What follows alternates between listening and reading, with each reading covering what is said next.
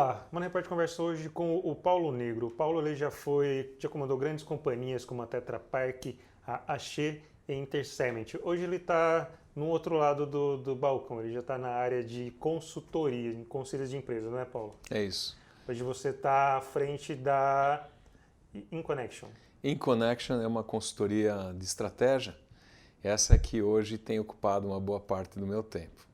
Paulo, então para a gente começar essa conversa, eu queria falar um pouquinho da sua trajetória profissional. Você que conduziu grandes empresas, como foi essa transição para o outro lado? Deixar de ser executivo para virar conselheiro, atuar com consultoria.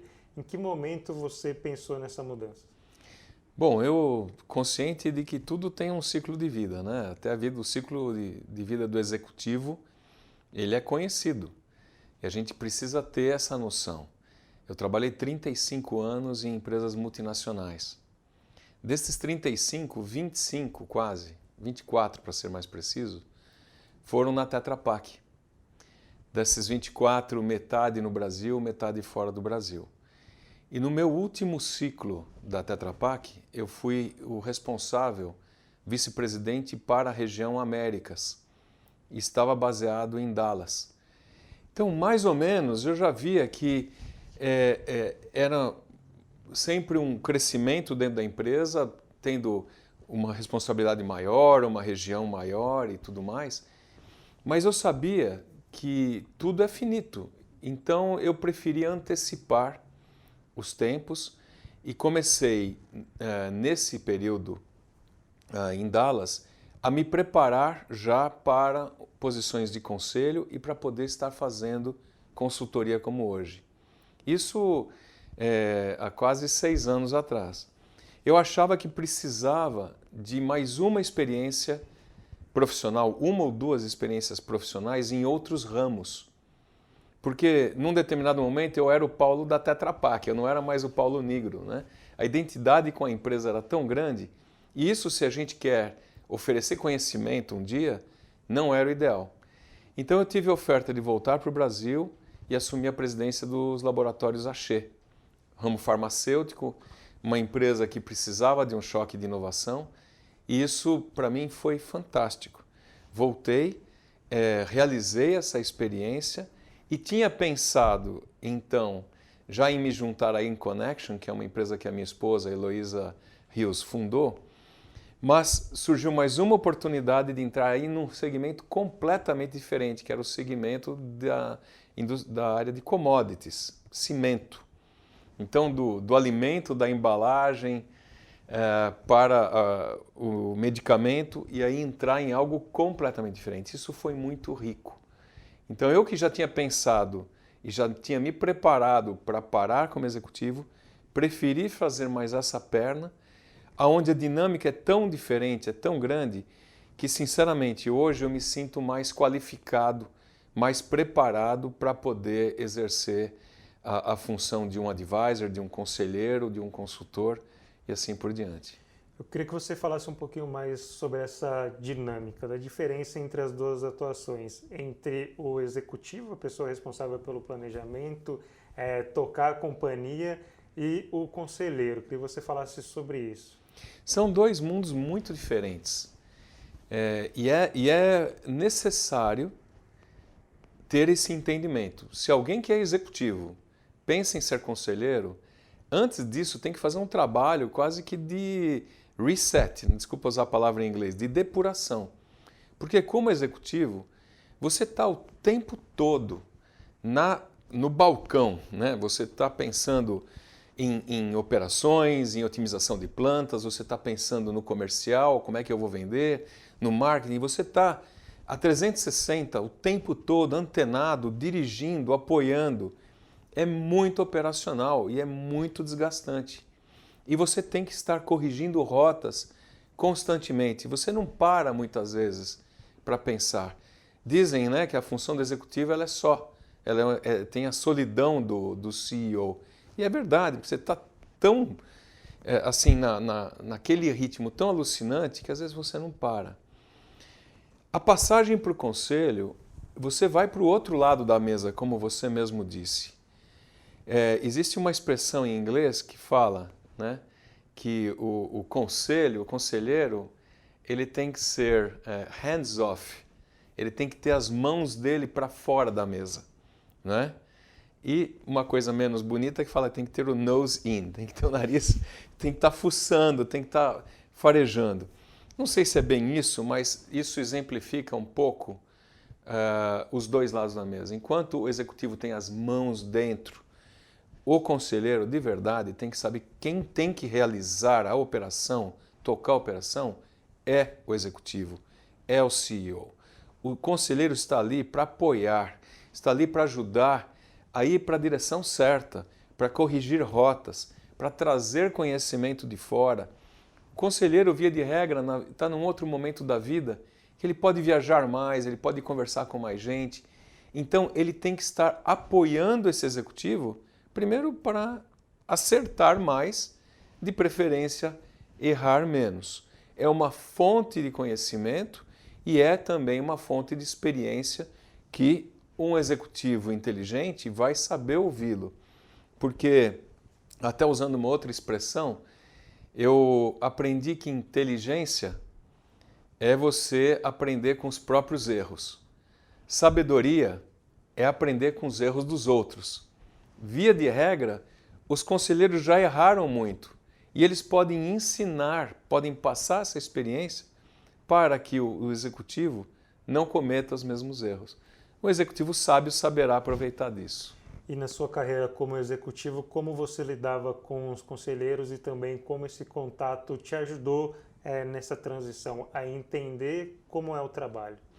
Olha, como executivo, é assim, muitas vezes o executivo ele tem dificuldade de lidar com o conselho, não estou falando de uma maneira geral, mas é porque o executivo está tão dentro da operação, ele conhece tanto os números, os detalhes, as decisões, ele está totalmente envolvido com aquela situação.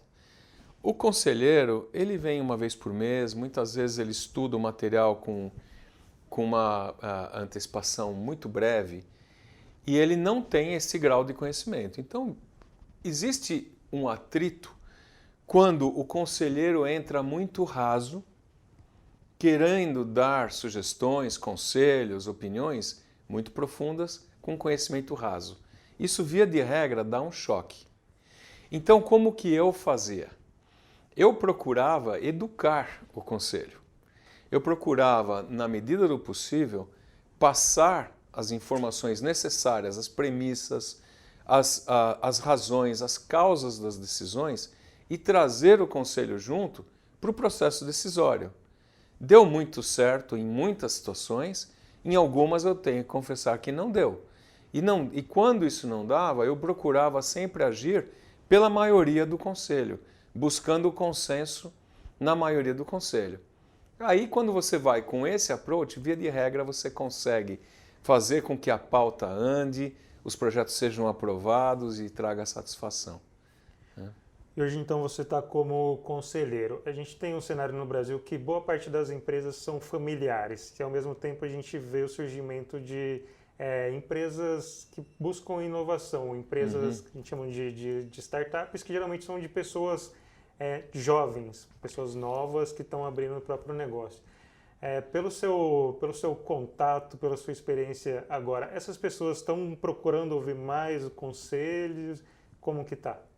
Olha, tem sido muito interessante. Eu acho que eu estou atuando em alguns conselhos de empresas médias e empresas maiores. De empresas médias existe uma vontade de saber e também das startups.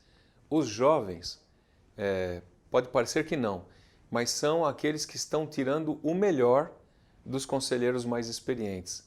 Os jovens sabem que eles são muito bons em certas coisas, tecnologia, no digital e coisas assim, mas em outras coisas não.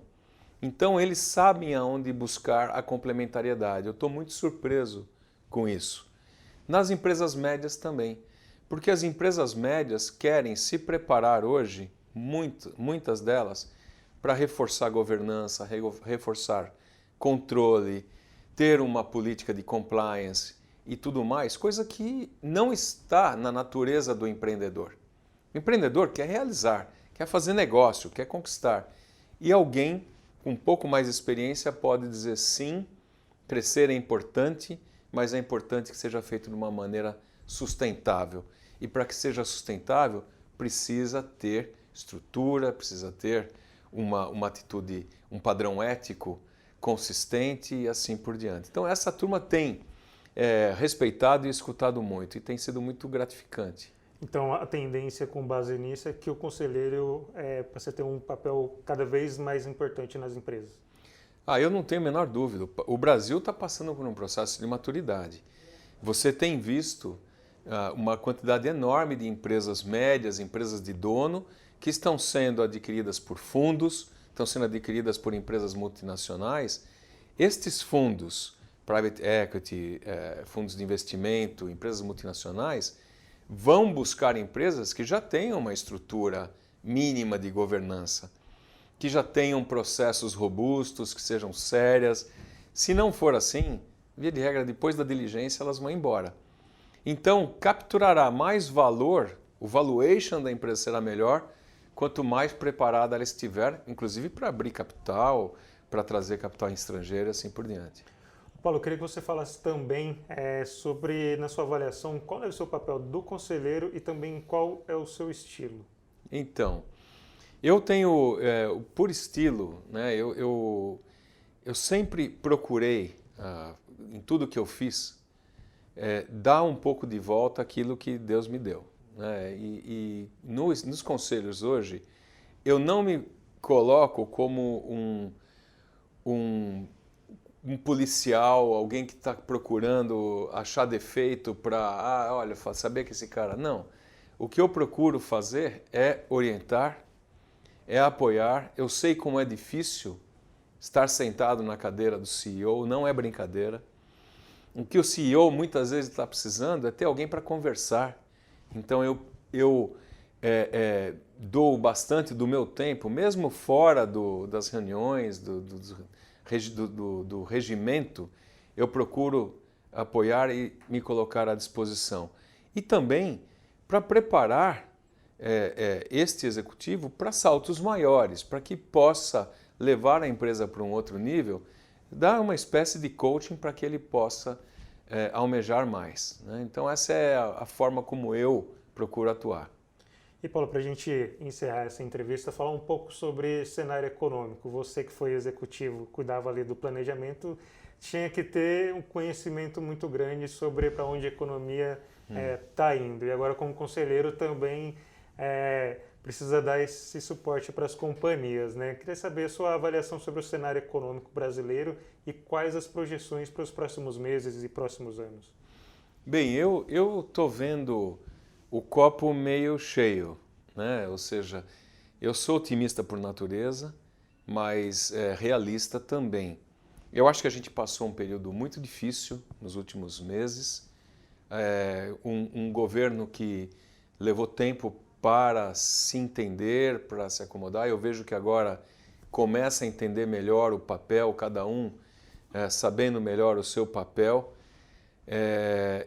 Algumas vitórias sendo conquistadas, eu acho que o caminho da reforma da Previdência é animador, abrirá espaço para outras reformas importantes. A reforma tributária, para quem está no negócio, é fundamental. E estas reformas acontecendo, nós vamos começar a entrar num período mais virtuoso. Eu estou vendo já o nível de atividade, esse meu último trabalho foi no setor de construção civil, eu estou vendo muito projeto que estava parado, agora saindo do papel, se tornando realidade. E a questão do Brasil é o seguinte, o Brasil é uma potência. O Brasil ele é top 10 em qualquer segmento.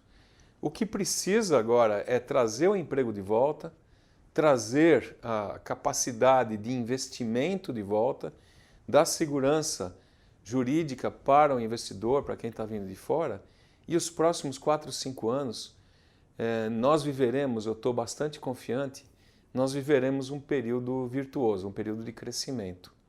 Esse ano ainda com altos e baixos, mas o ano que vem com esse potencial sendo despejado no país. São muitos anos de recessão e o Brasil ele tem uma força interna que é maior e é capaz de superar isso tudo. Paulo, muito obrigado pela gentileza esclarecer nossas dúvidas. Obrigado, Lucas. O Unipart conversou hoje com o Paulo Negro, sócio fundador da InConnection. Obrigado pela atenção e até a próxima.